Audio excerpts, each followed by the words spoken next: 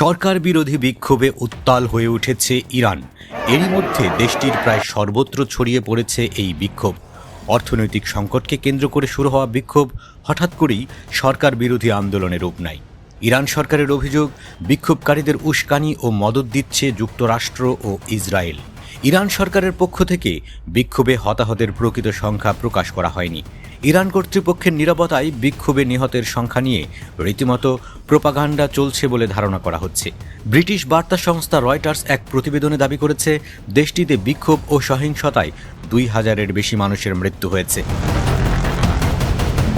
প্রতিবেদনে তথ্যের উৎস হিসেবে ইরানি একজন সরকারি কর্মকর্তার বরাত দিয়েছে রয়টার্স। তবে তার নাম কিংবা কোন ধরনের সরকারি কর্মকর্তা তা উল্লেখ করা হয়নি। শুধু বলা হয়েছে নাম প্রকাশে অনিচ্ছুক একজন সরকারি কর্মকর্তা, যা তথ্যের গ্রহণযোগ্যতাকে প্রশ্নবিদ্ধ করেছে।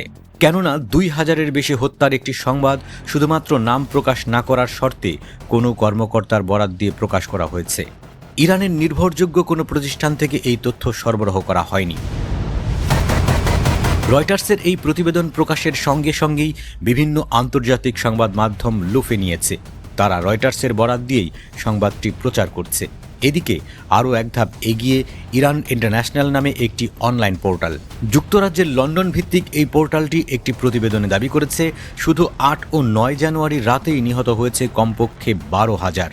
ওই প্রতিবেদনে দাবি করা হয়, ইরান সরকার ও দেশটির ভেতরের নানা সূত্র থেকে এসব তথ্য পাওয়া গেছে। এসব তথ্যের ভিত্তিতেই গণমাধ্যমটি দাবি করেছে, বিক্ষোভের মধ্যে গত ৮ ও ৯ জানুয়ারি এই দুই রাতে ইরানের সামরিক ইতিহাসের সবচেয়ে বড় হত্যাকাণ্ড চালানো হয়। এই দুই রাতে কমপক্ষে ১২,০০০ বিক্ষোভকারী নিহত হয়েছে বলে দাবি করা হয়। এর আগে মার্কিন সাময়িকী টাইম ম্যাগাজিন এক প্রতিবেদনে দাবি করে, নাম প্রকাশ না করার শর্তে একজন ইরানি ডাক্তার জানিয়েছেন, শুধুমাত্র বৃহস্পতিবার রাতেই তেহরানের ৬টি হাসপাতালে ২১৭ বিক্ষোভকারীর মৃত্যুর ঘটনার রেকর্ড করা হয়েছে। অন্যদিকে সোমবার তেহরানে বিদেশি কূটনীতিকদের সঙ্গে বৈঠকে বিক্ষোভকারীদের তীব্র নিন্দা জানান ইরানের পররাষ্ট্রমন্ত্রী আব্বাস আরাকচি। তিনি জানান, বিক্ষোভ শুরু হওয়ার পর থেকে মোট ৫৩টি মসজিদ, ১৮০টি অ্যাম্বুলেন্সে আগুন দিয়েছে বিক্ষোভকারী। তার মতে, কোনো ইরানি কখনো মসজিদে হামলা চালাতে পারে না।